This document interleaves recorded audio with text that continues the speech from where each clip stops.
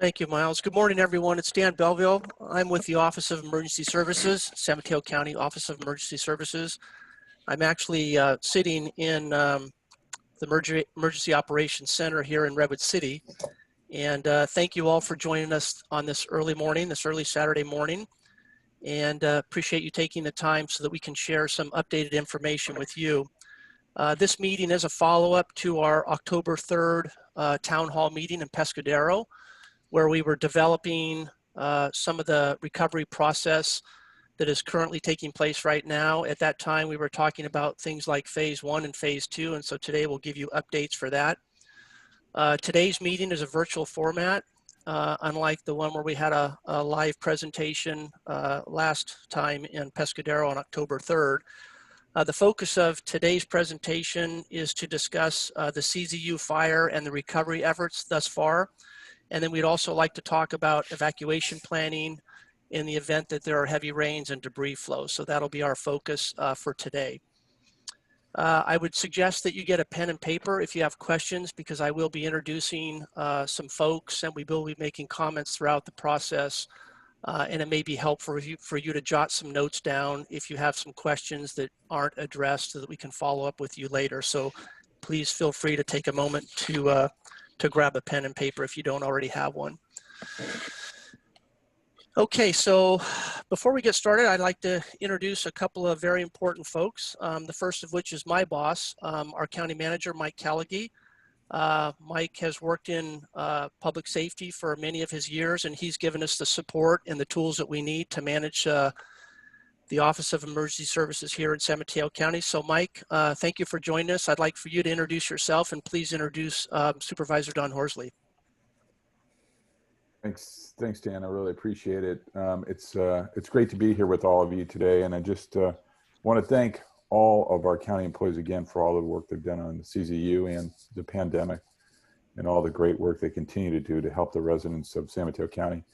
It's my pleasure to actually introduce my boss, who certainly gets really a lot of the credit for what has gone on during the CZU, the evacuation, the housing, the recovery, all of that, because this is something that Supervisor Horsley has been really asking us to plan for, to work on for many, many years. And, you know, we had hoped that we would never come to this situation, but unfortunately found ourselves in dealing with the worst wildfire in San Mateo County history. So I just want to thank him for his support. And with that, Supervisor Horsley. Thanks, Mike, and thanks, Dan. And I'm just going to be really brief this morning. I'm probably just as interested as everybody else in hearing from all of our staff people, as well as the federal and state and local people. And I do want to thank all of our representatives from federal agencies, the state and local agencies, as well as the county. This has been a year like none other, but we will get through this together. You know, we've had to deal with obviously fires and pandemic and collapsing economy. I know we have been prioritizing testing in the South County area. That's a subject for another day, but I'm as interested as the community members in hearing from all of our different agencies and seeing if there's making sure that nothing falls through the cracks and making sure that we're able to put our community back together again. So I'm really, again, appreciative of all of you being here today, and certainly appreciative of all of our fabulous community members who have really pitched in and worked together and worked with us as well. So thanks. Thank you, Supervisor. I'd also like to add in that Supervisor Horsley and some of the other supervisors, along with our county manager, Mike Callaghy, have been extraordinarily supportive of the Office of Emergency Services and all the folks that are working to address the issues with those folks that are online right now that have been impacted in some way by the fire. As you all recall, the fire started on October 16th. It's the biggest fire in the county's history. It burned 86,000 acres, 22,000 of which were in San Mateo County, the rest being in Santa Cruz, which was hardest hit. But nevertheless, we were impacted, and we put just as much effort in on our side that Santa Cruz and other counties have to address their folks. So it's interesting that about a year and a half ago, Chief Sampson, who will be addressing the group later, we did 5 fire scenarios, and one of which was almost this fire to the letter. That if the winds kicked up and the conditions were right, this fire would occur. So there had been work for a couple of years quite aggressively to address fires in San Mateo County, and this one actually hit. So it's just ironic that that it happened so shortly after we developed some of the modeling for it, but more work to be done. Additional funding has gone into the entire effort on many different fronts to address future fires and this one. So we can talk a little bit about that throughout the process. So Miles, if you can go to the next slide, we'll get started here. I'd like for you to talk about the rules of engagement. Miles Tucker works with the county manager's office, and he's the engineer behind the scenes today, so you will hear his voice, and he will control the screen. So Miles, if you would please talk about this slide. Will do, Dan. Thank you. So welcome, everyone. So obviously different this time since we're on Zoom, and hopefully we can go through just a few items that'll make this a smoother process. So as of right now, when you entered, you've been placed on mute. Unless you are called on to speak as one of our subject matter experts, or we call on you to raise your hand during the question time, please remain on mute for the duration of this presentation. Again, the speakers will unmute themselves during the agenda item. And residents, make sure you enter the questions into the chat box feature. This is the easiest way for us to manage the questions. It's also an easier way to see if other folks have the same question as you and can make the Q&A time more productive in that manner. We'll be organizing them and pitching them up to Dan and our team of subject matter experts that way. So please use the chat box for your questions. However, if you aren't able to use the chat box for any reason, you can still raise your hand using the raise hand feature in Zoom. For those of you who are requesting translation from Spanish to English through our partner Victor Hernandez, who is on this call, you also can raise your hand using the raise hand feature, and we'll be able to answer your questions there. And if you're dialing in, we'll go through that procedure towards the end at the Q&A. You'll press *9 to raise your hand if you're using the touch tone dial-in. And as a note, we'll have a 30-minute Q&A at the end of the presentations here in about an hour. We ask that you can type in your questions throughout, but if you're going to raise your hand, ask that you write it down, then raise your hand during the Q&A. Dan, that's all I've got for here. Back to you. Thank you, Miles. And Victor, thank you for being here as well. He was at the first town hall meeting and did a fabulous job of translating. So we really appreciate being able to reach out to our Spanish speaking residents. Thank you, Miles. Next slide, please. Okay, folks, with regard to our agenda today, we will be running from 9 to 10:30. It's essentially broken down into 3 parts. From 9:10 to about 9:55, we'll be talking about recovery and the update and all the various components of recovery after the fire. And then at 10 o'clock, we're going to talk about debris flow and the risk of injury or death due to flooding conditions. So we'll talk a little bit about what work we've done in the county to address that and get folks out and safe from harm. And then the last part would be sort of the phase 3 where we can discuss questions and answers. It's my hope that the speakers that we have today, which is a pretty robust list of folks, will be able to address a lot of your questions. So again, jot it down on a piece of paper. If you have a question, you can follow the rules that Miles just shared. But again, hopefully we'll be able to address those in the presentations and perhaps fewer questions at the end.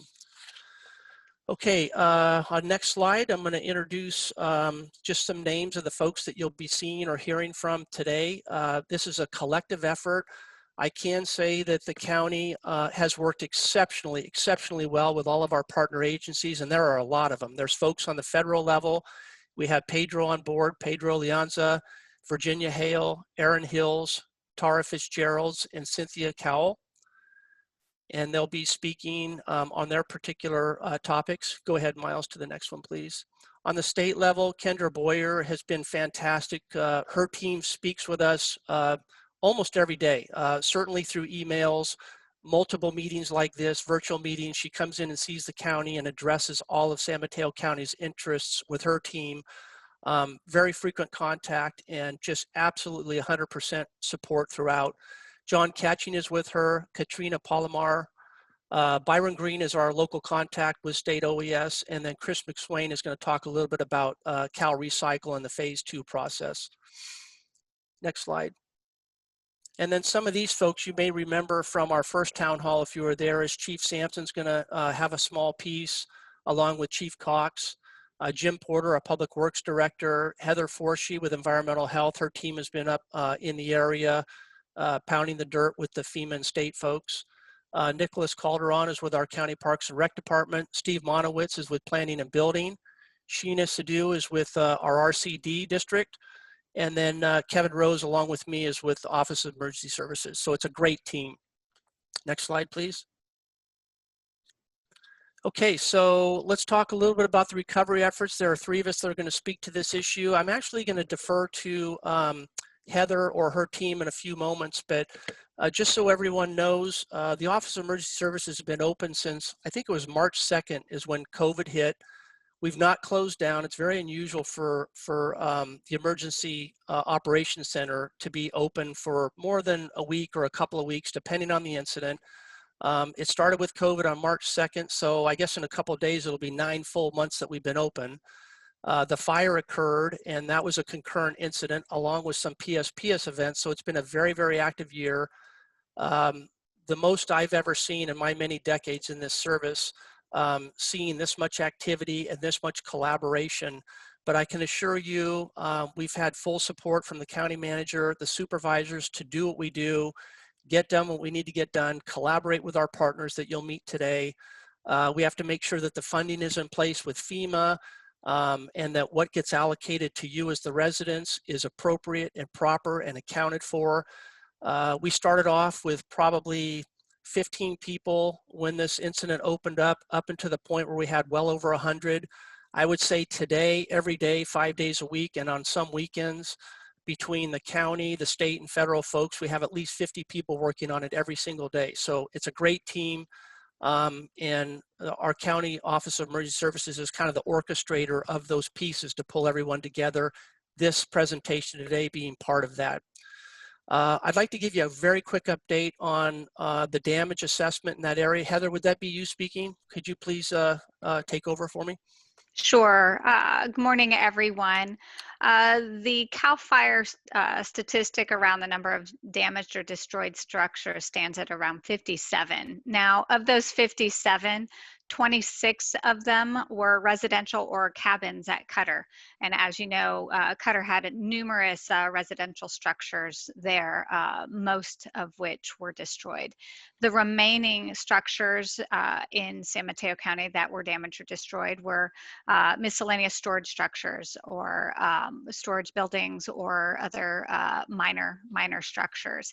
And of course, we had many cars and trailers that were damaged or destroyed that we'll be addressing in this conversation later this morning. Thanks, Dan. Thank you, Heather. Okay, so let's go to the next piece, which is our San Mateo Resource Conservation District with Sheena Sidhu. Sheena, would you please share your information? Yes, hi, thank you for having me today. Hi, I'm Sheena Sidhu from the San Mateo Resource Conservation District. We help with restoration and conservation of natural resources. This includes things such as creek health, soil health, erosion, water for fish, farms, and people. We also work with the county and CAL FIRE on projects related to fire resiliency, such as the neighborhood chipping program. For post-fire recovery, we've been responding to requests for assistance related to natural resource management. We've had over 150 calls. We've made nearly 50 visits out to properties. We've been able to help both individual properties and community-wide efforts. Folks are mostly asking for help with hazardous trees, creek health related to fire and erosion, private roads and culvert repair also related to erosion. We've been able to continue to provide this free technical assistance. We're still available. Just give me a call and we can come out and help you.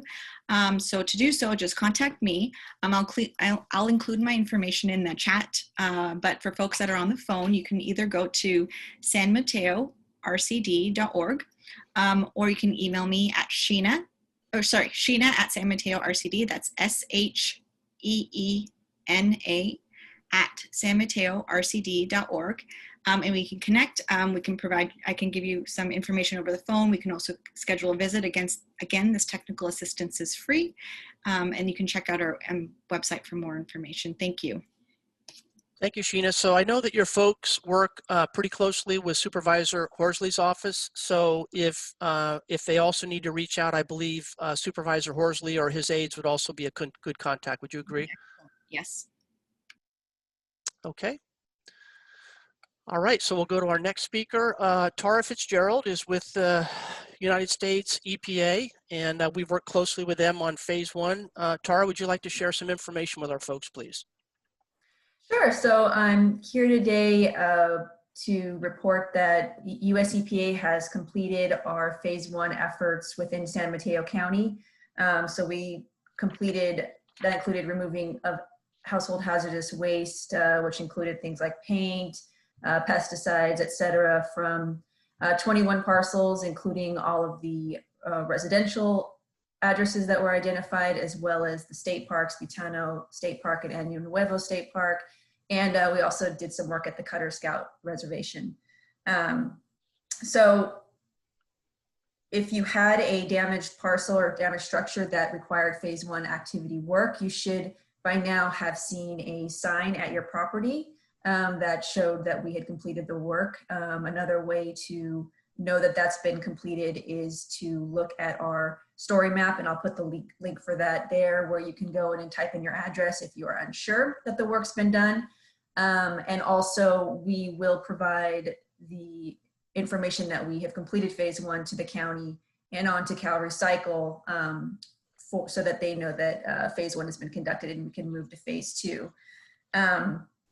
The only other thing I wanted to point out is that while we removed household hazardous waste during phase 1, the ash concerns and health risks with the ash remain on the property until phase 2 is complete. So we have not removed the ash, and there's still concerns with disturbing the ash footprint. I know the county health has discussed this in the first meeting, but you should continue to use any PPE that you need to, if you do have to go in the ash, but overall just avoid it in general and until the phase 2 work is complete. And I'll be available for any questions afterward at the end of the meeting. That's all I had. Thank you, Tara. So just to distinguish or make clear, we had talked about phase 1 and phase 2 when we had our first town hall. And phase 1 really doesn't have anything to do with the buildings or that removal process. That's phase 2. Yours is more, your concern is more with things that would get into the soil, sheds that would burn, pesticides, plastics, things from a garage, things from a shed, those hazardous materials that would contaminate the soil. That's part of phase 1, identifying and removing, correct, for the folks that are listening? Right, and also safety concerns, so damaged gas cylinders, Yes. any potential, in some cases, live ammunition that was partially damaged, anything that would pose a safety concern for the residents and also for the phase 2 construction group. Great. Thank you, Tara. So she'll be standing by along with the other speakers. So again, if the listeners have questions about phase 1 or any of the other presentations for that matter, our folks will be standing by. So Miles, next slide, please. Okay, so this is a very important one because we are in the middle of it right now, and I had discussed the great work that we're getting from Cal OES and in particular Kendra Boyer's folks. So Kendra, if you'd please talk a little bit about phase 2. Good morning, everyone, and thank you, Dan, for that. So good morning, everybody. My name is Kendra Boyer. I am with the Governor's Office of Emergency Services. I am the branch director for this particular area, and I want to talk about phase 2 and what that program entails and how that works. Basically, Cal OES is the facilitators of the phase 2 program. We mission task Cal Recycle that contracts the work that's being performed. Cal Recycle contracts with 2 separate contractors. They do, one is the monitoring and environmental contractor, and then we have the debris and hazard tree removal contractor. Those are 2 separate contracts, 2 separate companies, 2 separate entities that are hired separately. The first thing that must take place for phase 2 is the right of entry form. That is the permission form basically that you fill out allowing the state and the contractors to come on your property to perform the work, that ROE has to be done in order for us to come on the property. Otherwise, we don't have the legal ability to come on the property.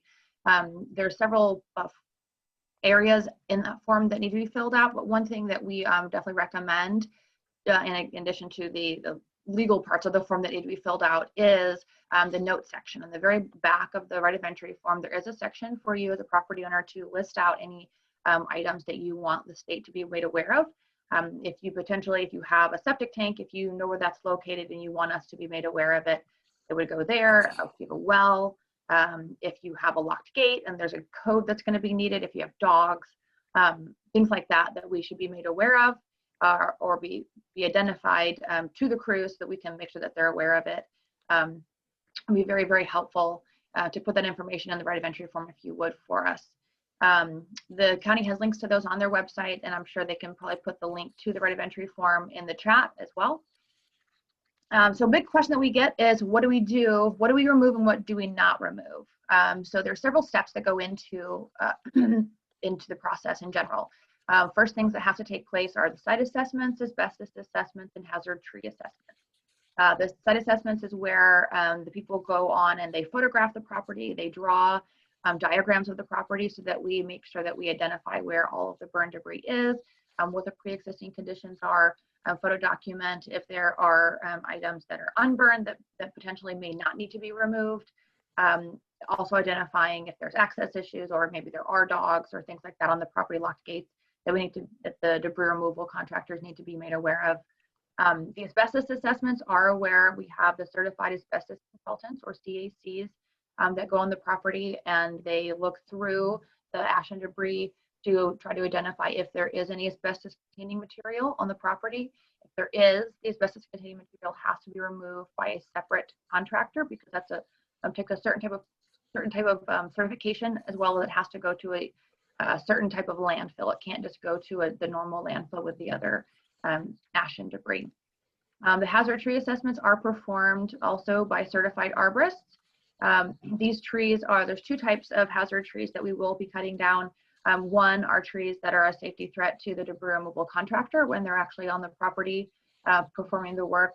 If these are trees that could fall on them and harm them.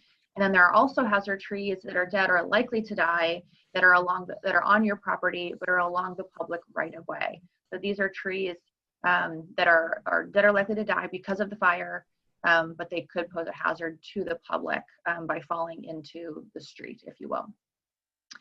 So as I said, if there's asbestos found on the property, there will be an abatement contractor that comes out to remove that asbestos before the structural debris removal takes place. If that does take place, then property owners will receive a telephone call either 24 to 48 hours prior to the debris removal contractor mobilizing to your property. There isn't a notification for the first 3 assessments or for the asbestos abatement, just because those processes do typically go very quickly. We want to make sure we can get as many of those done in a timely fashion as we can. So you will get either a telephone call, email, text message from somebody before they mobilize to your property with the actual equipment to remove the bulk of the debris. A question that we often get asked is if the property owner can be on site during the debris removal, and the answer is yes, you are welcome to be on site. However, they do set up what we call the exclusion zone, which is an area that is exclusively for the debris removal contractor, where the equipment is running, and we cannot allow anybody who's not actually working with the debris removal contractor in the exclusion zone at the time the equipment is running. And that is simply for health and safety, to make sure that when the contractors are working in the large heavy equipment, that they understand who they need to be looking out for, and they're not having to be concerned with other people just popping up and potentially getting injured by the equipment. Types of material that we do remove, we remove metal. That can be anything from aluminum siding, camper frames. We remove burned vehicles. Those are also, as considered metal. The ash and debris, that is basically the walls, the household contents, melted plastics such as large water tanks, things like that are what we remove. We also remove concrete foundations. Yes. Excuse me, got a comment from one of the Miles, can we fix that sound? If you just speak a little bit slower, there, some of the residents are indicating that you have so much information. If you can kind of separate a few of those pieces going forward, that'd be helpful. Thank you. Absolutely, I apologize. No problem. Okay, so with the concrete foundations, we do remove the slab foundations. We don't remove driveways unless a vehicle was burned on it. We don't remove patios, sidewalks, things like that. That are not contaminated by the fire. We don't remove those. Just the foundation, the structural foundations of where the home was at before. There's several reasons for this. One, just being simply that whenever that we've done tests and found that whenever the fire is burning and the home was burned on top of those concrete foundations, that the structural integrity just is not there any longer. When you expose the concrete to those type of heat for that amount of time, it just loses all integrity. Plus, the concrete is porous, and so whenever the house is burning or whatever the item on top of it was burning, the concrete does open up and the contamination does seep into the concrete. So that's another reason as well. And like I said, we don't remove driveways unless a vehicle has burned on it. Again, we don't remove the entire driveway. We would just cut out the portion of the driveway where the vehicle was burned. And again, that's for the same reason that we remove the structural foundation. I'm sure you may have seen under the vehicles, there's lots of all the stuff from the vehicle that burned, burning onto the ground, onto the concrete. And that's why we remove those as well. A couple of things that we don't remove pools, we don't remove retaining walls, we don't remove partially burned items. And again, that's unless it's requested, but just so that you're not concerned, we won't be removing anything that is unburned for sure. So after we've removed all of those previous items, we remove 3 to 6 inches of contaminated soil. This is just the residual soil on top of the ground where there may be contamination that has seeped into the soil from the burn structures. You'll know that the soil sampling has taken place because you'll see a bunch of little flags all over the property. Those are the locations where the soil samples were taken. So we request that you do not remove those flags because otherwise we're not going to know where the samples, the particular samples have been taken. And the reason why that's so important is if we do take what we call background soil samples, which is samples of the soil in your area outside of the burn zone, so that we know what the composition of that soil should be without fire contamination in it. So we take the soil samples of the structure footprint and we compare what has come back in those samples with what the background samples show. So that way, if there are elevated levels of any type of metal, chromium, whatever the case may be, that we know that particular area may still have some fire contamination in it. So we can go back and remove a little bit more soil to make sure we've left the property without any residual fire contamination. So a little bit about the hazard tree program. Well, it's not a separate program, but the hazard tree debris type. So these are, as I stated earlier, trees that are an imminent threat, as well as trees that are dead or likely to die within 5 years as a result of the fire. And like I said, these are trees that are determined by an arborist. This is not myself. It's not some random person on the property. This is a certified arborist who's determining that these trees are likely to die or have already died because of the fire. So once that has been performed, we perform erosion control. This typically consists of a virgin hydro mulch and straw wattles. There's no seed in the mulch, and we sprayed this over the areas that we have disturbed as part of the debris removal. One thing I think it's really important to note, a question that often gets brought up, is how the contractors are paid. The contractors are paid per parcel. They are not paid per ton. So I want to make sure we can put some of those rumors to rest, that the contractors are incentivized to take more from the property than what they're supposed to. If you're curious about exactly what their contract entails, that is a public document. It's on the CalRecycle's website, so you're welcome to go and look at those. Those are on the under CalRecycle contracts. And I think Chris can speak to that a little bit more when he gets on. And I think I will actually real quick turn over to Chris, and then I'll speak about insurance once he is finished. Thank you very much, Kendra. First off, I want to kind of recognize that this is particularly being the holidays is a difficult time to be dealing with these sorts of issues, and it's tough on everybody. And we're doing what we can to help get back to whatever a normal life is in these times. So we're committed to helping in any way that we can. I want to first off, and because we had a question about whether concrete will go to recycling facility, explain briefly how Cala Recycle is involved. A lot of you may associate us generally with cans and bottles. But we're a department within California Environmental Protection Agency.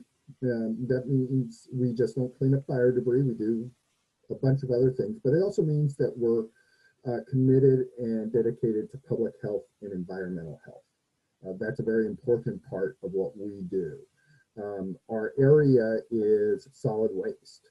So we work towards diverting as many resources to their best, highest end use and oversee the safety of landfills. But it also means on this program, one of the things we do is we make sure that, as Tara said, the ash is not clean. So we make sure it goes to an appropriate landfill that is up to all the codes, up to all the permits, but also that any material that can be diverted for reuse, that is going to include trees that may be chipped. If they're timber ready, hopefully they'll go there. They may go to a biomass energy facility. We're also going to look at concrete. Concrete is one of those things that can be reused. It could be base rock. It could go into future asphalt. The concrete that comes off of your property may very well end up on your roads there locally. Chris? And then when Chris? Yes. Can you check your mic real quick? Some people are having a hard time. It sounds a little bit muffled. If you can try it, I don't know if there's anything you can do, and if you can't, then we'll just keep moving. I'm going to see if I could switch to an alternate mic. Does this sound clear? Yep, much better. Thank you. And then we have any scrap metal. Any metal on your property is going to be diverted to a scrap metal facility to make sure that we get the best use out of that as well. So it's one of our priorities, as well as working with our partners that include Cali PA departments such as the Air Resources Board, the Water Board. Cal OES does an excellent job about bringing all state resources together to make sure that we're doing an environmentally clean project. All right, scrolling through my notes. Generally, what we look at in this program is recognizing that this program is most effective when it's executed speedily. The first time that we did this project was back in Lake Tahoe in 2007. And it was in part because of fears that toxic runoff from that fire would go into Lake Tahoe. So this is an environmentally motivated program. And it's certainly one of those things that is a priority in terms of executing as quickly as possible. But the other element that's really important is recognizing that speedy recovery is a catalyst for the community recovering. It's a catalyst for for lives to come back, for institutions to respond. And so we understand that this needs to be really quick. And so let me give you a quick update on where our contracts are. Let's try to summarize as quickly as you can, Chris, because we have a lot of other speakers. Thank you. Yeah. We were directed by Cal OES and the governor's office to execute a contracting process that was quicker than any contract property we've done before. We have done that. The assessment and monitoring contractors are already in the field, and preparing to assess trees and do property assessments. And our contractors should be in the field in December. Now, what properties they go to is a matter of Kendra's team, and I know they're starting to plan to make sure that those are deployed quickly and efficiently, both from a time and a financial aspect. So I will go ahead, just in the issue of time, and leave anything else for questions that may come up at the end of the meeting. So thank you. Thanks, Chris. And I think that's what we're trying to emphasize here is you're here, you're a lifeline to the folks if they have questions. And I believe you've already answered a couple of them online as they came up. I think the concrete was one example. So Kendra, are we back to you? Did you want to insert a few more comments? Yes, just briefly regarding insurance collection and basically who's paying for this. So that's a huge question for everyone. I want to make sure that you are all aware. So all upfront costs are covered by the state. So there is no out-of-pocket cost to the property owners.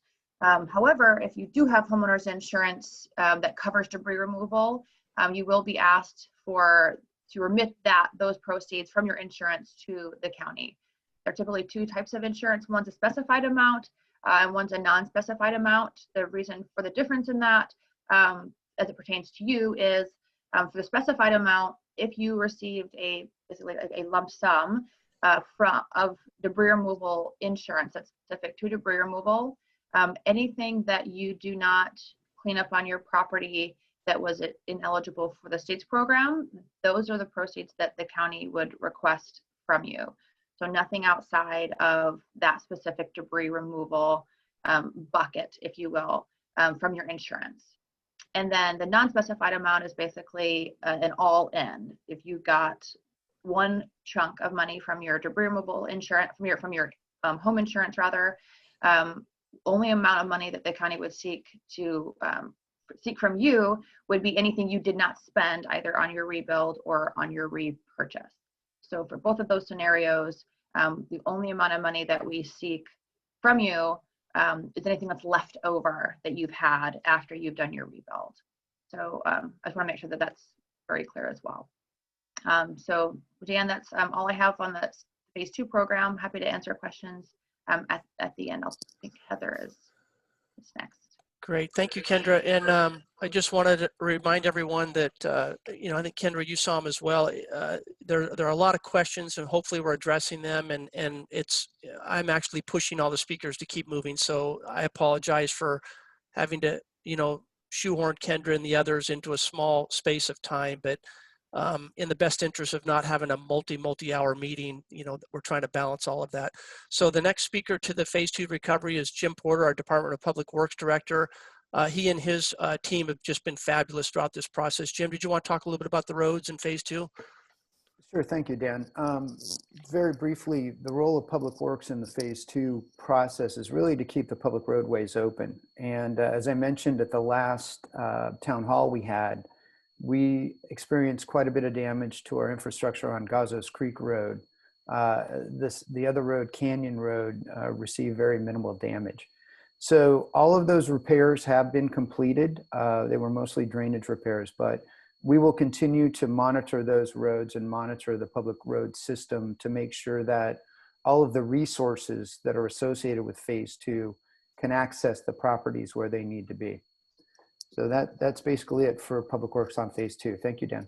Jim, and then one real quick question. Some of these repairs and things that take place may be many months, correct? So for example, I think you're going to do some repaving well after other work has been completed. So you'll come back and do some other work later on. Is that correct? That's correct, Dan. During the actual firefighting phase, as well as some of the emergency repair phase, a couple of our roadways received some damage, really Gazos and Canyon roads. So we'll be coming in after the winter, after we've had a time to get through the winter season and putting a new surface on those roads. So we wanted to wait until we got past whatever debris flows may or may not happen before we did any sort of superficial treatment on the roadway system. So thank you, Dan, for reminding me. Yes, so Jim and other folks like Parks and Rec, you may see a stop start or things that appear to have been neglected, but really we want to address those things that are an emergency first, like Jim said, with the culverts, and then later on paving. Same holds true for Parks and Rec and other departments. So another key player is Heather Forshee and her folks at Environmental Health. They've been lockstep with us throughout the process, phase 1 and now phase 2. So Heather, if you could share your good information. Thank you. Good morning again and happy holidays, everyone. I know this is a lot to take in. Eligibility for the state's program, the program details that Kendra discussed today, along with the type of debris that will be removed by the state, can be found on the county's fire recovery website on the FAQ document.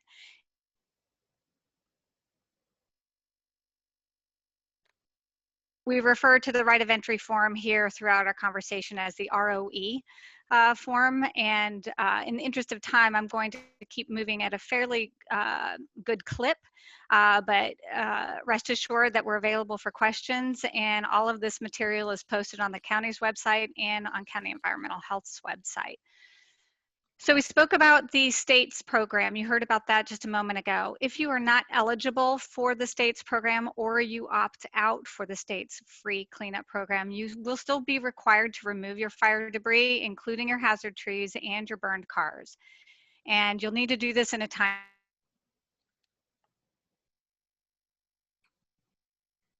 and to protect the environment that we care so much about. In early December, the County Board of Supervisors are going to consider an urgency ordinance that will essentially require properties to participate in one of two programs, either the free publicly funded state opt-in program or the private contractor opt-out program that County Environmental Health will manage. Now, the private contractor opt-out program will have the same cleanup standards as the state's opt-in program. Properties in the private contractor program must be cleaned up per established standards as a condition of issuance of rebuilding permits. And the urgency ordinance will contain enforcement mechanisms to ensure timely cleanup of properties. We all want this material to be cleaned up quickly. We've got rains coming.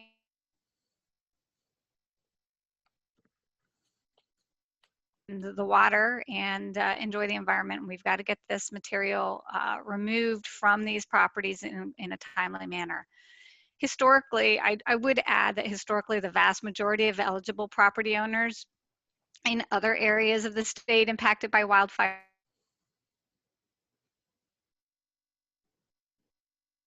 program, but once you do your research, you will realize that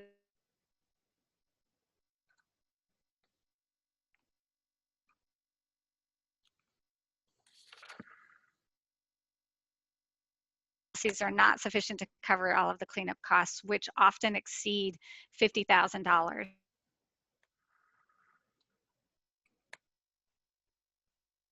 Details of cleanup requirements for those who opt out of the state's program are outlined on County Environmental Health's website. It is extensive, and it is everything that Kendra described, only you will be paying for it out of your insurance, or if your insurance doesn't cover it, you'll be required to pay for it out of pocket.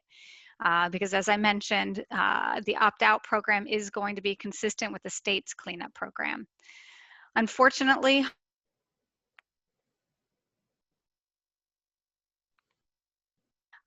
or if you've begun work and later wish to opt in. For the private contract,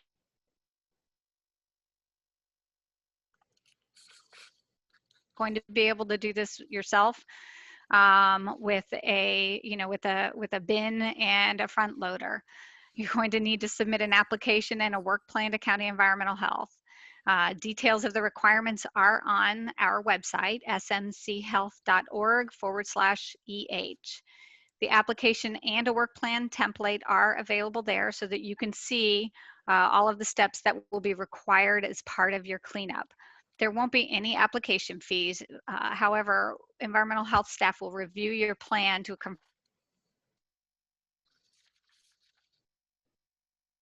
guide your cleanup and sign off on it once it's completed as a condition of issuance of a subsequent building permit. Heather? Yes, sir. You're fading in and out about every 20 seconds, so I don't know if you can do an adjustment to your connectivity, but just so you know, that is occurring for some of us. Okay. I'm not sure I can do it on the fly. So I'll. So don't let me disrupt you. I'm sorry for that. But so what we'll do Okay. is if there are any missing pieces, we'll pick it up in the question and answer if you fade it out at that particular point. Thanks. Go ahead. Got it. So if you have a small structure,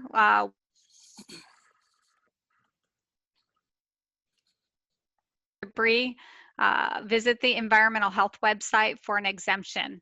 The directions are on our website. And just as a reminder, all of this material is on the county's wildfire recovery page. The FAQ document that outlines the state's opt-in program, the eligibility checklist, and the right of entry form that you will need to opt in. And if you opt out or are not eligible, then visit the County Environmental Health website for the details. We realize time is short and you need to make a decision to opt in, and we're available to answer questions.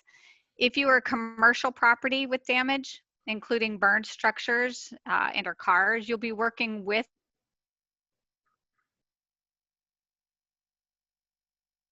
and again, our contact information is on the county's website, or you can click through to smchealth.org/EH. You can reach us through any of the emails that you've received from the CZU SMC email, and we'll work with you directly.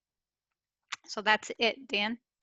Over to you. Okay, Heather, thank you for that. And again, sorry for Heather was fading in and out a little bit. So Heather, maybe if you can pay attention to the chat and you might be able to answer some of them there, or we can pick them up at the end. One of the listeners suggested that perhaps you could make available some notes that you had, and there might be topics in there that they missed that that they would like to hear about or get some more information on. So thank you for that. Okay, I think that takes care of phase 2 recovery. So Miles, let's go to the next slide. And we're going to talk with our individual assistance folks and hazard mitigation. We have Aaron Hills that's going to speak on some issues, Katrina Palomar from Cal OES, and Virginia Hale. Next slide.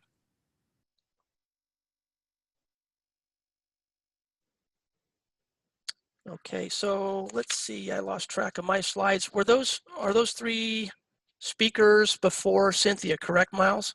Can you correct me? I believe so, yes. Yeah, so let's go back one, please. Aaron? Hello, I'm Erin Hills. I'm with FEMA's Individual Assistance Branch. Just to let you know, we have extended the registration period. So now the new registration deadline would be December 11th. So if you have not applied with us yet, please do so. I strongly encourage you to apply with us. There are many avenues of assistance that open up within our individuals and households program. It's a little complex, so I would be happy to answer any questions at the end. I will also leave our website and phone number in the chat for everybody. Thank you, Aaron. I appreciate that. Sorry, I got ahead of you 3. Lost track of if you had slides or not to offer, so thank you for that. Katrina, go ahead, please. Good morning, everybody. My name is Katrina Palomar. I'm with Cal OES Individual Assistance. As mentioned, Aaron has posted the website and the phone number for individual assistance, and the registration has been extended. That being said, please apply for FEMA. Even if you have an insurance, we find, I've been here 22 years, and I find, 6 months, 9 months down the line, insurance companies don't pay for some items. And if you did apply for FEMA and you got a letter, please read it.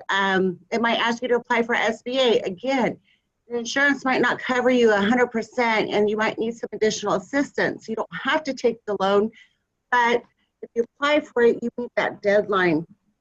2 things I would like to mention about state agencies that are there to help you free of charge is the Department of Insurance. If you are having any insurance problems, please call them, or you can go on their website.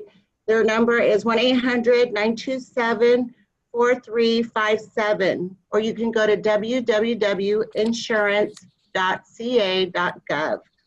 Another one is I know a lot of folks, you want to start rebuilding quickly. If you opt out on the debris removal, looking for contractors. California has been hit for the last couple of years with devastating fires, and there isn't very many contractors available. So before you make a decision on who you're going to choose as a contractor, please go to the Contractors Licensing Board and look up their license number, do some research. They're available also if you have any issues. They have a hotline Monday through Friday from 8 to 5 at 1-800-962-1125. Thank you. Thank you, Katrina. Virginia, you're going to talk a little bit about hazard mitigation and national flood insurance.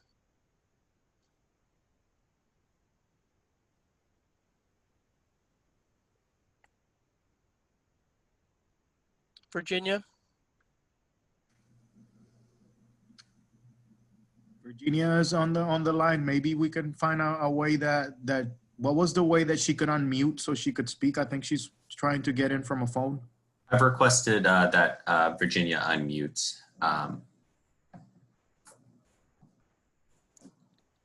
Virginia, can you unmute, and we'll try one more time. We'll pause here for a moment.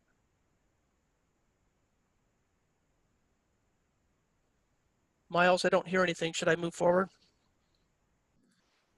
Virginia, just can you try dialing *6, please? *9 or something?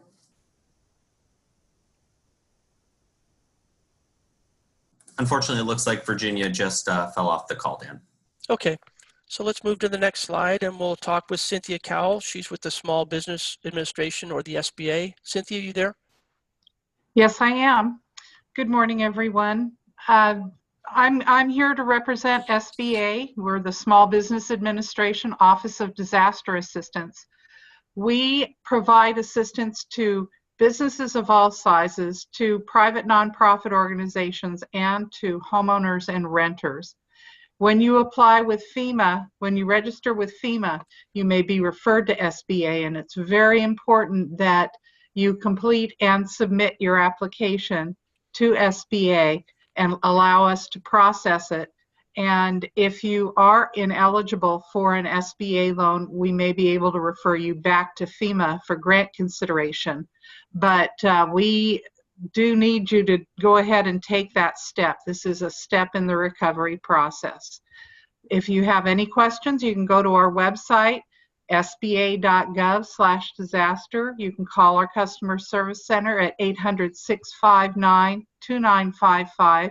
Or if you are hard of hearing or have hearing problems, please call 800-877-8339 for the TTY line. You can also email us at focwassistance@sba.gov. Thank you.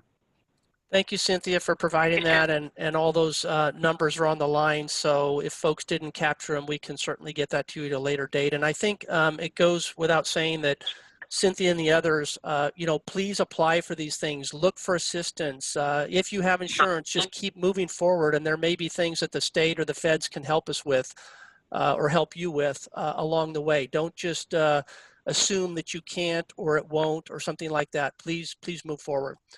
Okay, so I think, Miles, if we can go back. Here's Virginia. There's I'm Virginia, online. we got her. Can you hear me now? Yeah, Virginia, Hazard go ahead, mitigation. please. Yes. Hello, people. I want to tell you about some very important programs that we have here with FEMA. One is get your crayon or pencil or pen. It's NFIP. That's the National Flood Insurance Program. Because of the rains that are coming, we're very concerned about mud flow. Your home is at risk. So please consider looking into NFIP, the National Flood Insurance Program. If you go on the internet, if you go to floodsmart.com, it'll pop up. You can see your address and potentially what the cost is going to be. Another program you need to be aware of is the HMGP. That's the Hazard Mitigation Grant Program.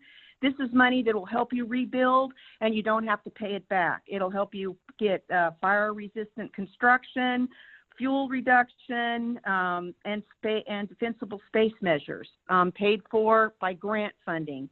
You work with your community leaders to apply for those.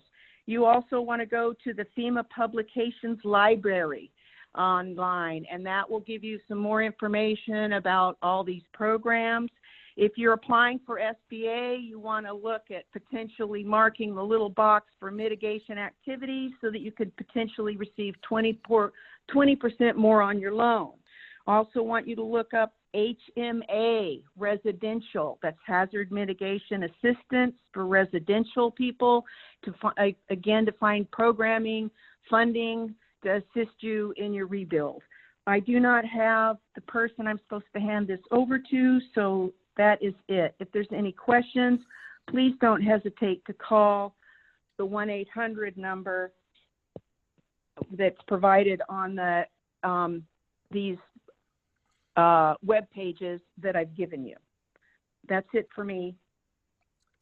Thank you, Virginia. Thank you for getting on board and being able to share that information. So we're now moving to with CAL FIRE and Chief Sampson.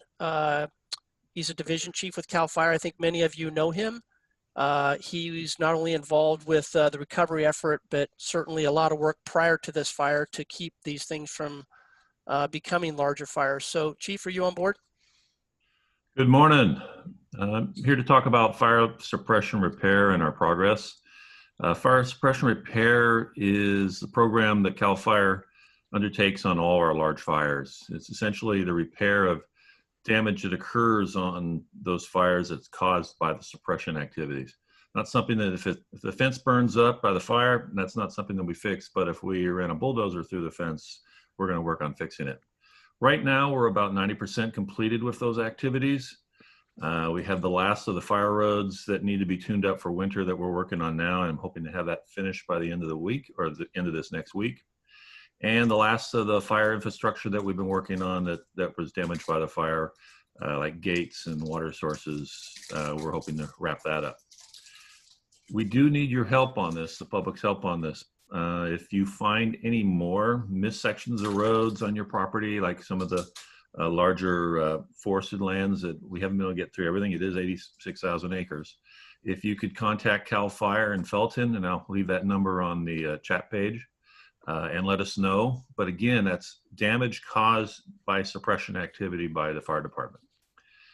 We also know it's very tempting to go into the burn area to view the damaged areas. There's a lot to see out there. Unfortunately, due to the inherent danger with lots of trees coming down, especially with the high winds we're seeing now, and the other hazards that are still out in the burn area, we need to ask that you stay away at least till next spring. And the other part is, and it's a real big issue with us, especially the roads that we've been regrading and putting back into shape, they're vulnerable right now. They're not compacted because they're dirt roads. We need to have the public stay off of them, even bicycles, but especially 4x4s. People want to drive into the site, and there's lots of ground out there to see. But if you enter it, you're basically damaging all the work we've done, and it'll be wide open for the winter rains to tear that apart. So please stay away. It's dangerous, and it will cause damage. Thank you. Thank you, Chief. Next slide, Miles.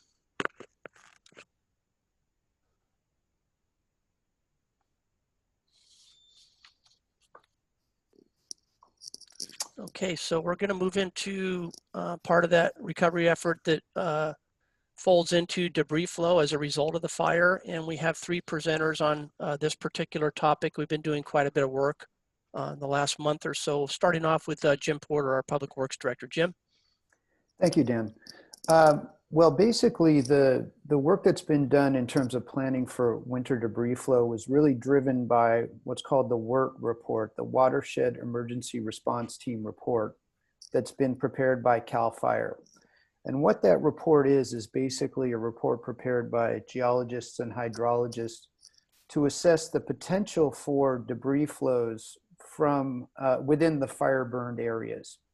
And what that report basically says, and it's available online to read on the county's CZU Fire webpage, is it basically tells you for certain rain events, what intensity of rain events may trigger a debris flow. So based upon that report, there's a magic number that is basically, it's pretty close to 0.75 inches per hour of rain. It's really closer to 0.2 inches of rain every 15 minutes that has the potential to trigger a debris flow. So there's a drawing on the screen right now that shows burn severity areas within the fire zone. Obviously, the darker that color is, red is the most severe burn area, yellow is the least impacted severe burn area.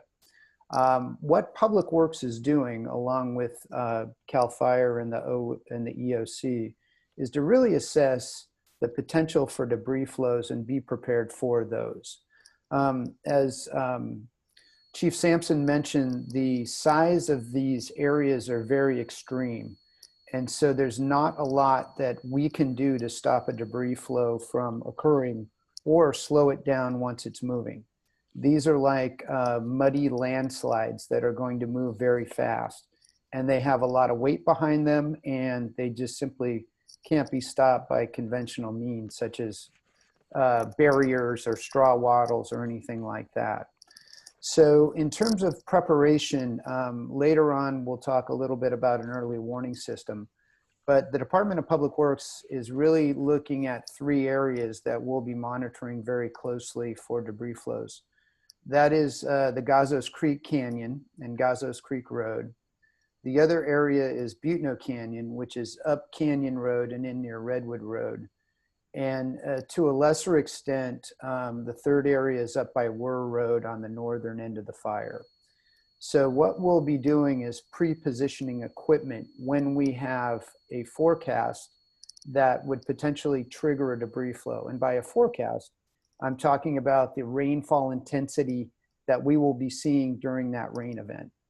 So that is basically our preparation at this point. What you'll be seeing in the wintertime is heavy equipment positioned in key locations so that we'll be able to move in and clear those roads quickly so that we'll be working with CAL FIRE to make sure that emergency responders can get into these areas and assess damage, and if there is any damage, to be able to remove that and make sure that that there's access to those areas. I would like to just add that the WERT report is a very detailed analysis, but it is an analysis.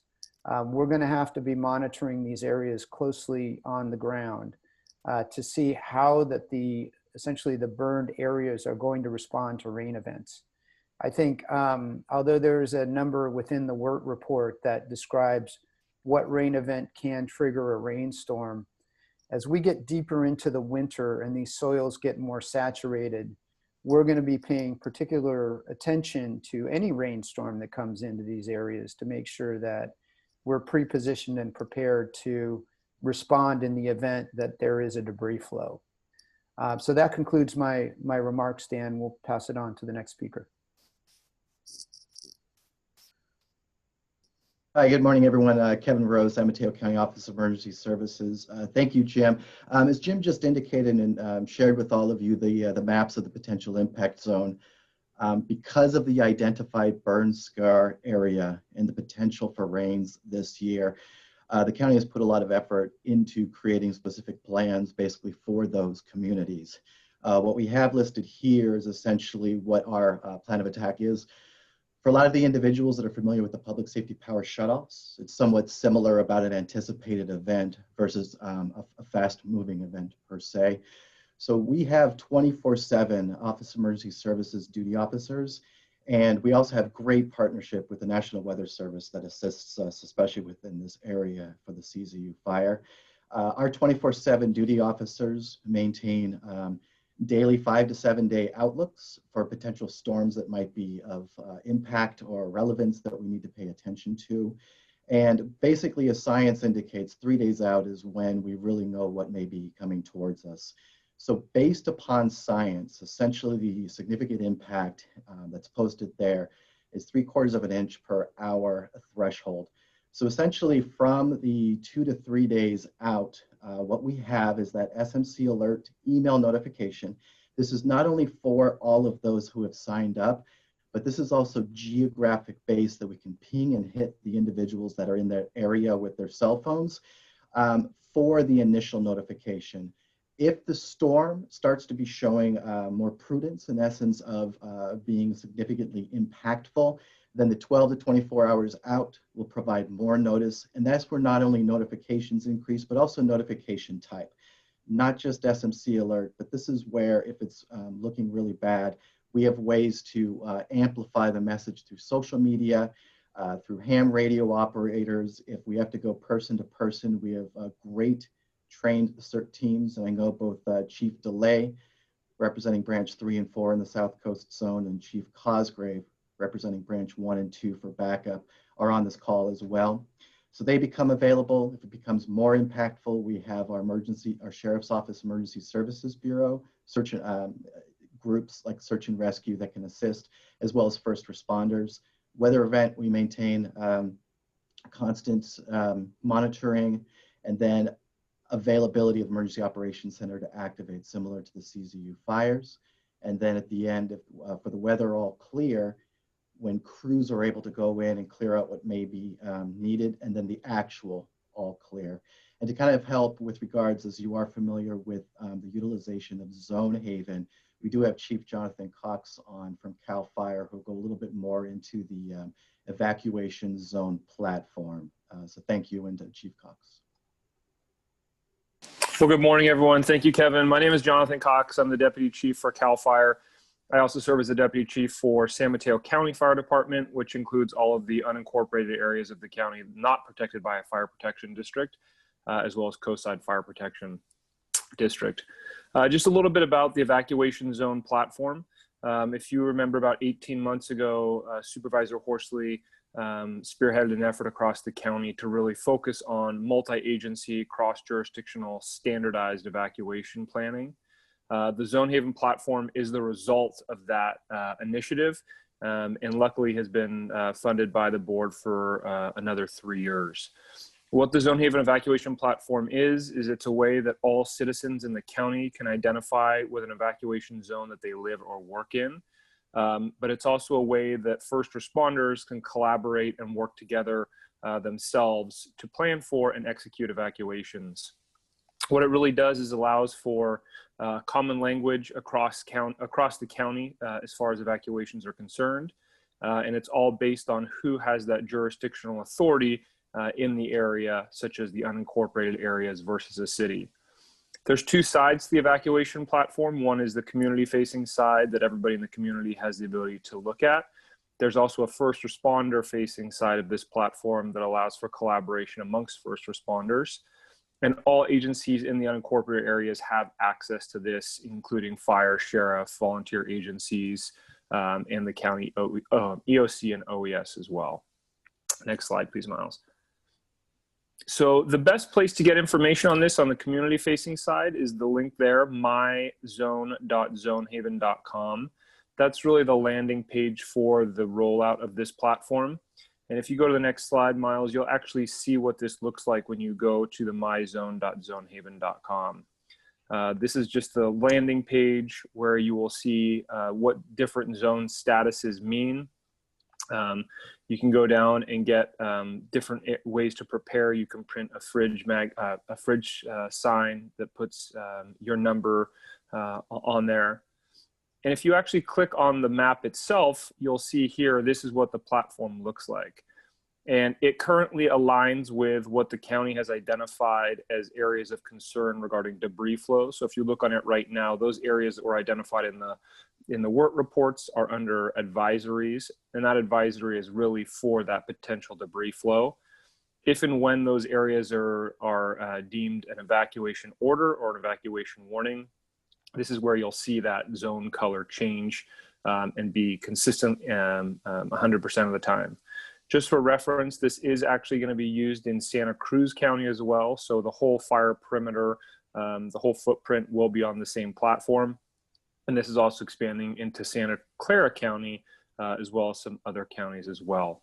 On the backside, OES has access to this for the ability to change zones and put information in there.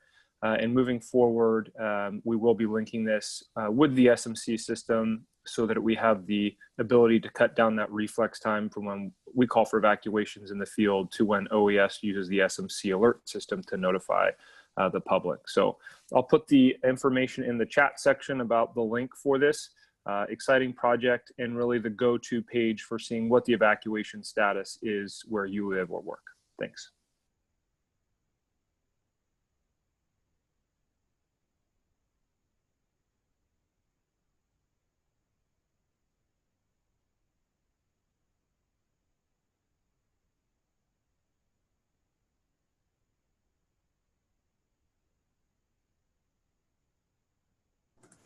Hi, Dan. Dan, it appears that you were having a bit of an audio issue that you're unmuted, but we can't quite hear you.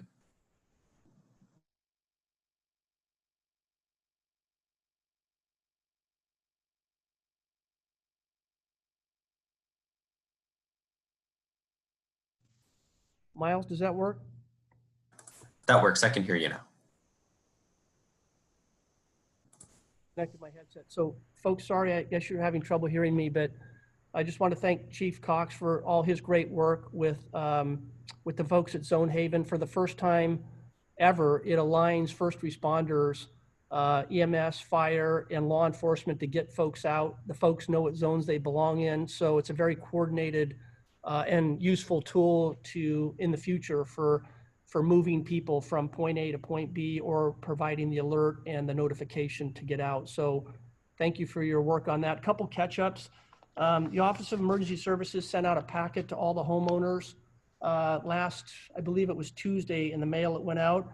And there's a lot of information about the ROE, the right of entry that Heather spoke to, how we can communicate with you. There's a return envelope as part of the packet. So if you didn't get one of those, it may arrive today or contact us next week. If for some reason we missed you, we set out, I believe, 250 or so of those. Another catch-up item is there was a question about K-rails and whether or not DPW has additional ones. They don't. They have to rent them. So it's not like we have a big stock of the K-rails. Also, Heather notified me that she was putting together her notes because she had some hit and miss in her presentation, and she'll have that posted shortly, if not already. So thank you for that. And that brings us to the last slide. So Miles, I'll let you chat a little bit about this. We're pretty much right on time. We have about between 15 and 20 minutes left where we can address some of the question and answers. I know a lot of the answers have been provided during the process in the chat form. So Miles, why don't you take over here on this last slide and let us know how you want to manage it. That's great. Thank you, Dan. With this, what we'll do is we'll go down from the beginning, the top of the presentation to the bottom, and I'll also go through just a few of the questions that have already been quickly answered for the benefit of those who've been dialing in or can't see the chat box.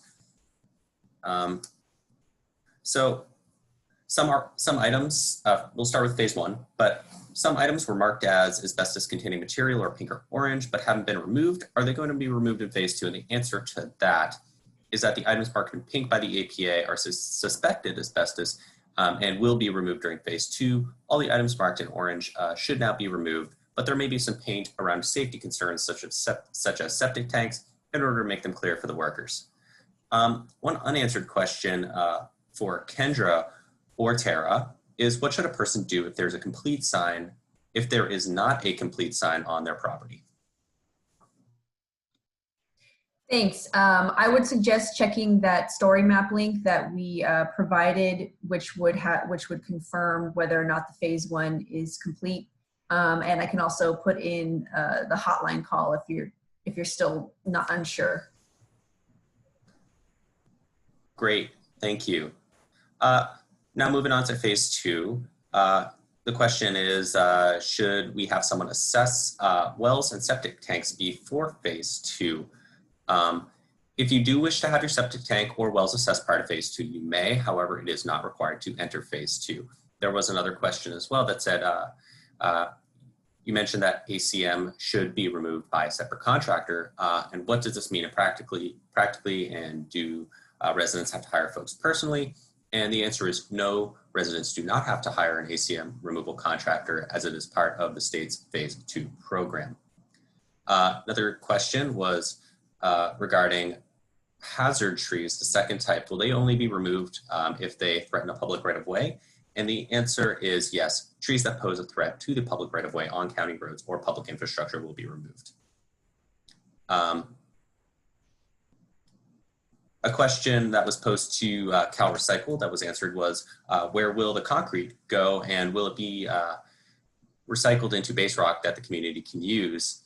And the answer was yes, concrete will go to the recycling facility, and base rock would be one of the possible end uses, though an unanswered question is, where is the local yard that this recycled concrete that got turned into base rock, where is that, and how could a resident start the process to get some?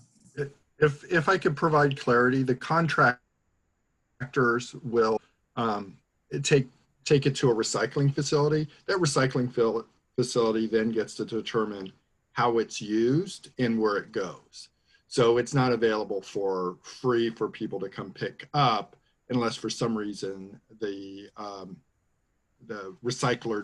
concrete recycler decides to use it for that purpose. So it is no longer in direct control of the state of California to be able to determine what its use is once it's removed from the property by the contractor.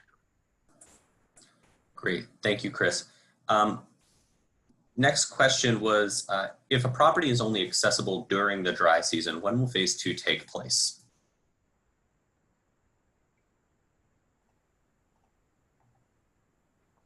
And I apologize, that's a question for Kendra. That's okay. We're going to do our very best. We're working with the county to determine which properties that may be the case for, and so that we can get to those properties before rainy season. Obviously, we know we're already there, but we're going to do our best to try to take care of those properties while we still can. If you make sure whenever you do fill out your right of entry form, that ROE, whenever you're speaking with the representative from the county that you're turning those forms into, if you would indicate that to them so that the county can highlight those properties for us. And Kendra, would you also agree that we try to, or the folks that are working on this, triage the best that they can? For example, properties that are near creeks, we would like to hit those first, but then again, we're competing with other counties, a number of different fires, and how many contractors are out there to do the work. It's a lot to do. It's not just one fire in our area. There's a lot of competition with regard to who can be there, what equipment, what gets triaged, and so forth. Yes, that is correct. However, I want to make sure that it's clear that we're not competing with, say Southern California or Northern California for those resources. The contractor that CalRecycle has hired has those resources here in this county, as well as in this branch. So this branch is just a couple of counties that have the same resources that are being utilized. We have enough resources for each of the counties. We just have to make sure we have the right of entry forms. Thank you. But yes, you are correct. We do triage and prioritize properties that are near public use or near environmental concerns. Okay, and just to reiterate, the expectation is that we have our right of entry form signed and submitted to the county by December 1st for the listeners, and then we will forward those to you within a 2-week period so that you can process them accordingly. Yes, sir. Okay. Great. Thank you. The next question was, if folks cut down trees, if emergency responders cut down trees, can they be left on the property so that residents can mill them for lumber at a later date? So that's a question for Kendra. Any trees that were felled prior to our arrival cannot be removed with the phase 2 program. Trees that we fell as part of the phase 2 program do have to be removed as part of our program. And the reason for that is because we can't cut down one hazard and then leave another by the potential of there being kindling left on the property. Great, thank you. Our next question was answered regarding culverts on White House Creek Road and some of the trees that are along that road. The question was if San Mateo County can do anything about these or if it will be left to the residents. And the answer is that White House Canyon Road is a private road, not part of the county maintained system. And it's the responsibility of the private property owner adjacent to the culvert to clear this culvert. And a similar question was asked about debris on Upper Gatos all the way to Sandy Point. And Jim, I'm wondering if you have an answer to that.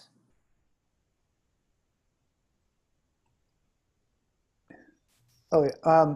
So I'm not exactly familiar where Sandy Point is. We cleared Gazos Creek all the way up to the top of the county maintained road. There's a gate up there, and there's a county road marker.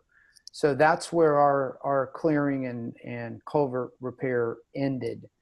If the, I honestly don't know where Sandy Point Road is, so I can't answer that question. But we can follow up. This is Rich Sampson. You did get all the way up to Sandy Point. Oh, excellent. Thank you, Rich. Great, thank you. And this is a question for Erin. It was partially answered, but we're wondering if we can get a little bit more detail. The question is, if a resident knows they don't need a loan but would like to get any grants, would those be available specifically for septic and well systems? Yes, so the way that we would have you seek assistance through FEMA is if you do not have insurance coverage for those items, we would like you to send in some sort of maybe declaration page of your insurance that would state those exclusions. And then if you have done so already, an estimate of replacement or repair to those items. And it would need to be on a company letterhead of sorts, so our caseworkers can verify those estimates. But yes, absolutely, you can seek assistance for those.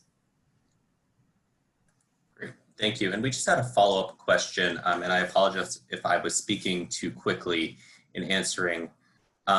White House Creek,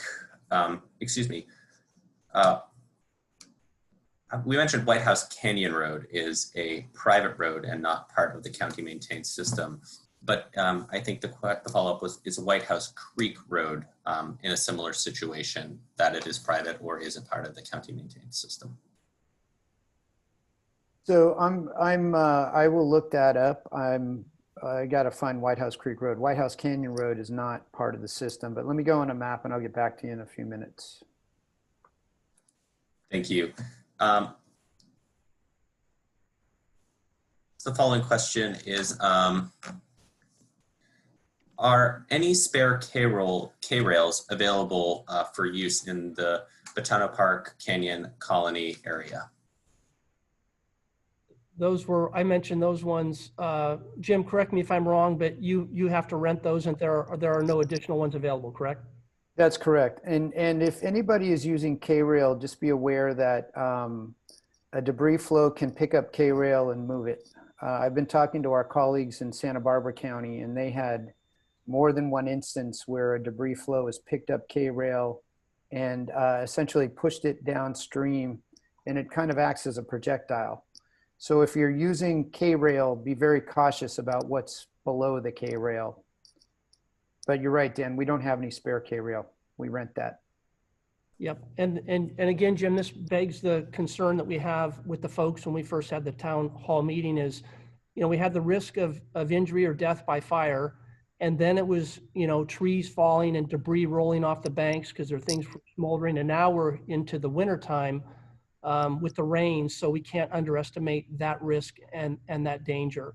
And yeah, those K-rails can get shoved around with the force of water and sand and debris. They can move very easily. So thank you for that. Go ahead, Miles. Sure. One more question with an answer, and that's, can you clarify why Loma Mar is less hazardous for debris flows when Botano Ridge is burned for many miles of Pescadero? And the answer that was provided is Loma Mar will be monitored along with Ward Road area. The reason that the debris flow risk is lower in this area is that the fire burned with less intensity than in other areas. And we ask that you refer to the work report for details on risk of debris flow in that area. And we did have one question asking for a bit more explanation about how debris maps are built and why certain areas are more at risk than others. And that's our final written question. And so before, I believe it may be Jim who answers this, If you have other questions and you're on the phone and you aren't able to type in the chat box, please start raising your hand now so we can start prioritizing. Jim? So it's kind of a complicated answer. The susceptibility to debris flows is based on several factors. One is the intensity of the fire burn in the area, because these fires burn so hot, it actually changes the chemical composition of that soil to where the soil actually repels water rather than absorbs it. So that is one factor. The other factor is the type of soils in the area, the actual geology of the soils, and how compacted or how rocky they are and how susceptible they are to essentially liquefying is a good word, but turning into a muddy mess and heading down the hill. And the third factor is the slope of the hill. So obviously, if you've got a very steep slope, it's more susceptible to debris flows. So when the WERT report was developed, the team that prepared that looked at those factors, and that's how their determination was made as to the susceptibility of debris flow. But as I mentioned, if you look at the WERT report, and the WERT report is available online, it'll explain the methodology, the geology, the hydrology, and the assumptions made in determining the relative possibility of debris flows in those areas. And Miles and Dan, I do have, as Miles was going through the questions, 4 more that popped up in the chat box. The first one was for Chief Cox regarding the zone haven zones, inquiring if they were going to be further subdivided. Chief? Yeah, that's a feature that they're currently working on. Right now it's the zone itself, but there is potential for the future to cut it down. If we do get a large disaster, such as the fire that we had, we can actually utilize their expertise and cut them as needed. But right now, we're keeping them large with the potential in the future that they may get smaller. Great, thank you, Chief. There's another question that popped up I can handle. During the fires, White House Creek Road residents received only an evacuation order from San Mateo County. No warning order was received by Santa Cruz. What should we expect in the future? So that area, I know there's certain areas close to the borders with location. So all San Mateo County residents, regardless of road path reaching their area, receive notifications from San Mateo County. We do extend it a little bit within our mapping on purpose for reasons like this, and can also touch base with Santa Cruz with regards to coordination, because there are areas in Santa Cruz accessible by San Mateo and vice versa. And then a question for, I think, Heather Forshee, do we need to fill out the ROE if Highway 1 is our only public road? So this is Charles Ice with San Mateo County Environmental Health. I'm answering for Heather. And the answer is, if you are in doubt about submitting an ROE, absolutely submit an ROE, okay? The ROE, again, is the permission form for the state to come onto the property and do the free state removal program. Please let first the county and then the state determine whether or not you're eligible or not. So again, if you're in doubt, please submit the ROE. If you are not able, if you don't submit the ROE in time, which as of right now, the deadline's December 1st, you can't submit it later on and get back into the program. So we absolutely encourage you to submit the ROE. The second part of that question seems to imply about a public right-of-way being maybe the only criteria that would make you eligible. I want to make this clear that it's not just the public right-of-ways. As was mentioned, private right-of-ways may be eligible if they provide some sort of a public infrastructure feature, such as trash service or water lines that you may get from a small water system in your area. So please, we absolutely encourage you to submit ROEs, and then we can work with you on determining eligibility. But if you wait and don't submit, we can't get you back into the program later on. I hope that answers the question. Great, thank you, Charles. Question for Chief Cox or Sampson. What about hazardous trees identified and tagged by CAL FIRE but not cut? I have them leaning dangerously across Buteno Creek toward a neighbor's house. Could there be financial assistance? So this is Rich Sampson. So any trees that were tagged by CAL FIRE were tagged during the suppression activities when we had fire on the ground, when we were, I mean, the trees were on fire, and they were tagged because they were a hazard at that time. Once the fire was put out in that area and the trees are not actively burning, then we don't have the authority to go onto the property and remove those. They revert back to the landowner. And so if there are hazard trees on your property, then it's the landowner's responsibility. There are no funds available from CAL FIRE to remove those. Thank you. A couple questions about the alerts. The first one was, how are the alerts for debris flow being sent out? Text messages are not always received since there's no cell service, and what if power goes out? So the alerts themselves are SMC alert. Based upon your settings, they are via phone, which includes landline, cell, text, and email.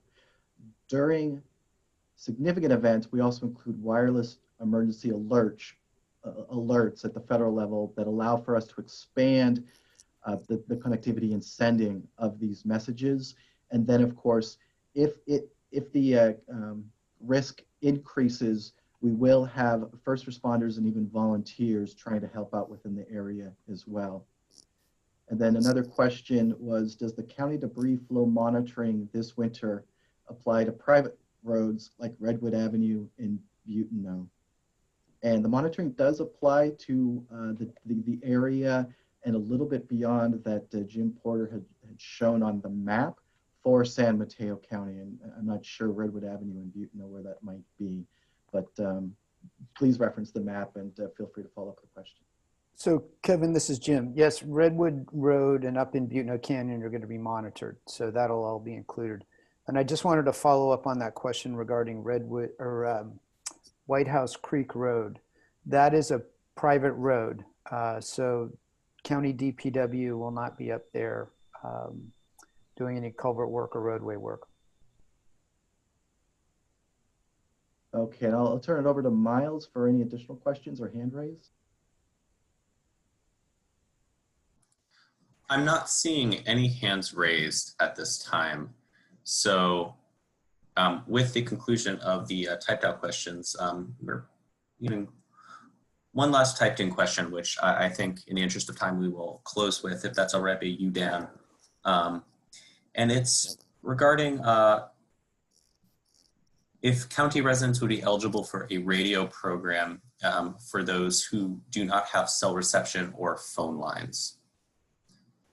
Miles, we are actually working on trying to improve communications in some of those areas. As we all know, there are sort of hit and miss connectivity issues. So in the packet that I mentioned earlier, we do have a communications survey in there. So when you do receive your packet, please fill it out and return it to us, and it helps us better assess the difficulties in your area and how we might address that, up to and including some weather radios. And if there is an incoming storm, how we'll reach you, whether it be knocking on the door, sending an email, or whatever means. So filling out that survey will be helpful. Again, it's part of that packet that I mentioned that talks about the ROE, the deadlines. There's a question and answer page in there for frequently asked questions, the survey. There's lots of information in that packet. Another reminder is that on our webpage, the county's webpage under recovery, we have a lot of these documents and a lot of this information there. So we've been very transparent about what we've been doing up to and including the evacuation plan. So all of that information's there. And if you can't find it, give us a call at the Office of Emergency Services, and we'll help you find it and navigate to what you need or address your question. And Dan, I'm sorry, one more very important question was about the December 1st deadline for the ROE. Why such a hard deadline? Yourself and Charles Ice, perhaps? This is Charles again, and I will actually defer. This is due to a Cal OES deadline. So actually, I think it might be best for Kendra to speak about that.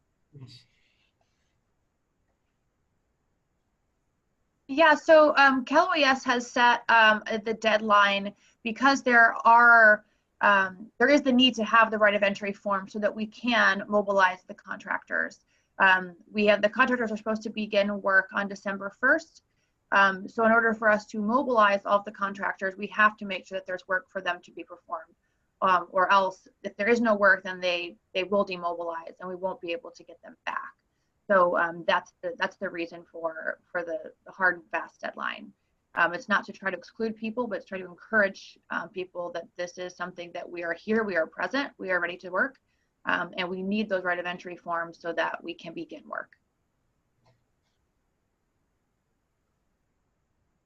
Okay, Miles, anything new on the questions or? Yep, we've had just a few more submitting here. One is for folks who may be afraid to submit to an insurance company for risk of rates being increased or policies being canceled, and is wondering, are there any protections for this situation? Kendra? I cannot speak to what may or may not happen with an insurance policy. That's kind of out of my purview. Yeah, it seems the question is a bit more, I think, like from a consumer protection lens, possibly, you know, for folks who are worried about submitting these claims to an insurance company under the risk of possibly their insurance policies rate increasing significantly or being canceled. And if they were wondering if there's any state or federal programs that would help protect them. I'm unsure if there are. I apologize. I don't have an answer for that question. I apologize. Maybe on that one, Miles, they can contact the Office of Emergency Services here at the county next week. And if we can make the link or try to provide some answers, we'll do our best based on the question. But some of those details are hard to provide, you know, right now at this point. Yeah, can I just add something, Dan? I think you could contact the the Office of the State Insurance Commissioner. His name is Ricardo Lara, and I think that there is he does have some information about the potential of requiring insurance companies to continue providing insurance for at least 1 year. I'm not sure if there's any relief beyond that. Thank you, Supervisor Horsley. Great. And anything else? yes, one other question regarding if the county is considering using a weather radio alert for local disaster alerts. Kevin, do you want to address what we've done? Sure, yeah, so there, within the packets that Dan referenced, there is a question there to residents about weather radios, NOAA weather radios from National Weather Service that we'll make available. And so those actually are messages that come from the National Weather Service. And again, we are in contact with the Monterey Bureau that represents our area to provide that type of information. Okay, so if you fill out that survey and let us know your particular situation, we'll address it accordingly. We put a lot of work into the plan, and I think your survey and that information coming back will be helpful to further develop it. We've actually received a little break by not having range yet, so we still have time to address these things and make sure that we stay in contact with you. How about now, or where are we at right now, Miles? Anything else before we close?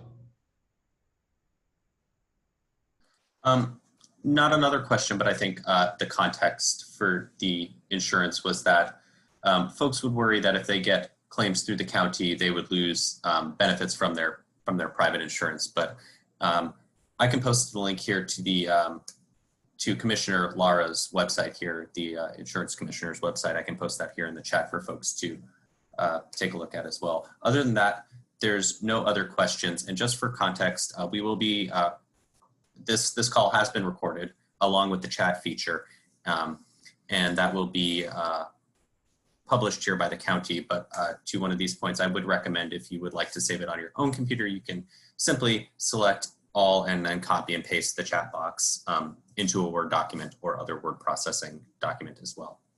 Dan, I think that's all we have for questions, and I will leave it back to you. Okay, so I'm going to say a few closing comments, and I'm going to let Supervisor Horsley finish up. And maybe at risk here, I should be careful because I want to thank a lot of people. But We went 10 minutes over, so we kept it pretty tight. I apologize for all the information. Like I said earlier, being shoehorned into an hour and a half, but I think it's important, and I think it's good that we held on for another 9 or 10 minutes to address some of those questions.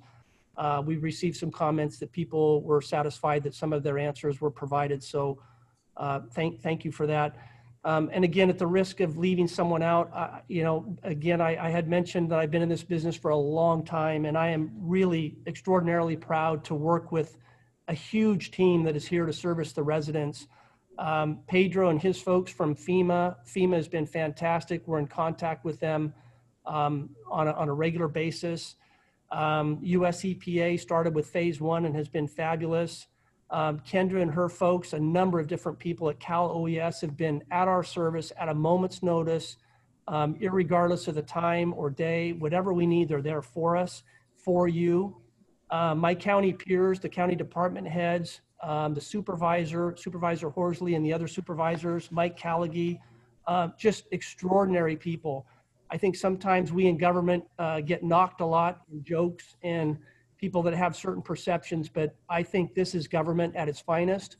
A lot of different levels of government coming together and providing extraordinary service, up to and including this Thanksgiving weekend, nobody hesitating for a moment to get on this line to provide you residents with what you might need during this, you know, tragic event that you've experienced. So thank you to all the folks, FEMA, US EPA, CAL FIRE, Cal OES, all of you, my department heads, my peers.